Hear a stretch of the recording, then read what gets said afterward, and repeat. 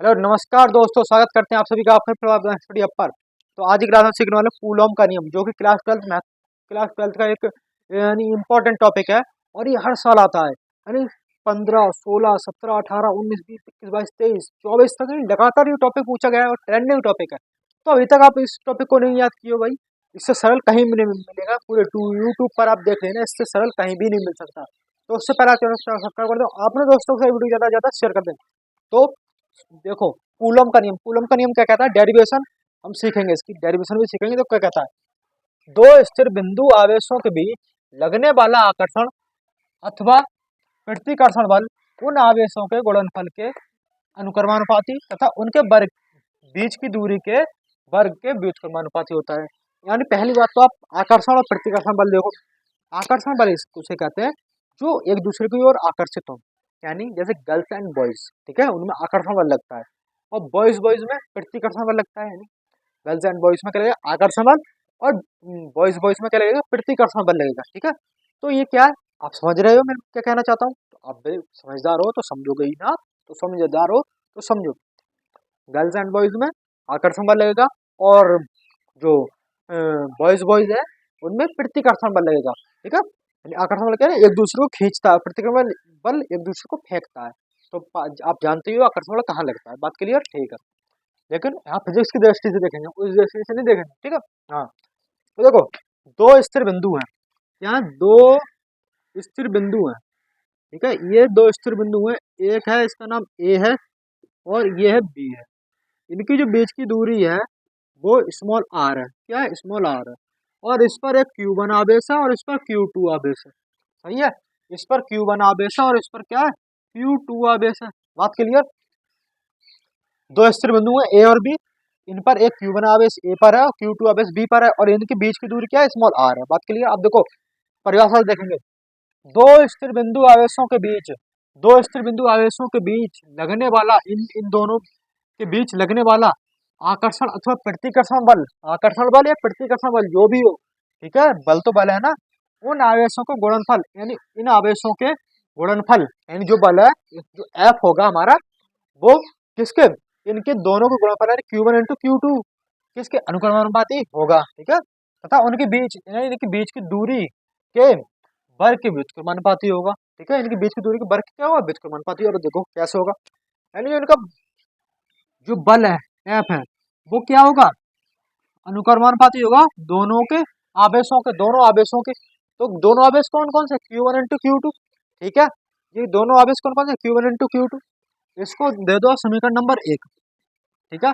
पहला हमारा क्लियर हो गया। अब दूसरा, उन आवेशों के गुणनफल के अनुक्रमानुपाती हो गया, ठीक है। उनकी बीच की दूरी के, यानी जो बल है, आकर्षण अथवा प्रतिकर्षण बल कोई भी हो, जो बल है वो क्या होगा, इनकी बीच की दूरी के वर्ग के व्युत्क्रमानुपाती। जो बल है, ये जो बल है वो क्या होगा, व्युत्क्रमानुपाती होगा। व्युत्क्रमानुपाती को एक बटे बटे में लिखते हैं, किसकी, बीच की दूरी के वर्ग के। तो 1/r² के ये व्युत्क्रमानुपाती होगा। समीकरण नंबर 2 दे दो उसको। समीकरण नंबर क्या दे दिया हमने, 2 दे दिया। अब समीकरण नंबर 2 दे दिया, तो अब देखो अब ये क्या होगा, समीकरण नंबर 1 व 2 से। अब लिखो समीकरण नंबर 1 व 2 से, समीकरण 1 व 2 से, समीकरण 1 व 2 से क्या होगा, यानी एफ कॉमन है, एफ कॉमन आ जाएगा, ये चिन्ह कॉमन है, ये चिन्ह कॉमन आ जाएगा। तो ऊपर क्या बचेगा, Q1 into Q2 upon R², यानी इनकी गुणा कराएंगे हम तो सामने सामने हो जाएगी। तो Q1 इंटू Q2 की 1 से हो जाएगी, और अपॉन में R² है ही, ठीक है। तो अपॉन में क्या, R² है ही। अब क्या होता है, अब ये चिन्ह हटेगा, अब ये चिन्ह हटेगा तो यहाँ पर क्या आएगा, एक नियतांक आएगा। क्या आएगा, उसका नियतांक का नाम है K, क्या आएगा, K। अब यहाँ पर जो नियतांक आएगा वो K आएगा, K Q1 into Q2 upon R², ठीक है, अपॉन R²। अब जो K का मान है अपॉन R²। अब इतनी बात बताओ, इतनी बात क्लियर, समझ गए आप, ठीक है। अब देखो शुरू से एक बार और समझाऊं, जो बल है वो इन दोनों आवेशों के गुणनफल के अनुक्रमानुपाती है। तो अनुक्रमानुपाती आ गए, इन दोनों आवेशों का गुणनफल यानी गुणा हो गई इनकी। अब जो ही बल, यही बल क्या है, इनकी बीच की दूरी के वर्ग के व्युत्क्रमानुपाती है। इनकी बीच की दूरी क्या है, R है, व्युत्क्रमानुपाती को बटे में लिखते हैं। वर्ग क्या होता है, R² हो गया, ठीक है। बात करिए समीकरण नंबर 1 व 2 से, समीकरण 1 व 2 से एफ यहाँ से कॉमन आ गया, ये चिन्ह भी कॉमन आ गया यहाँ से।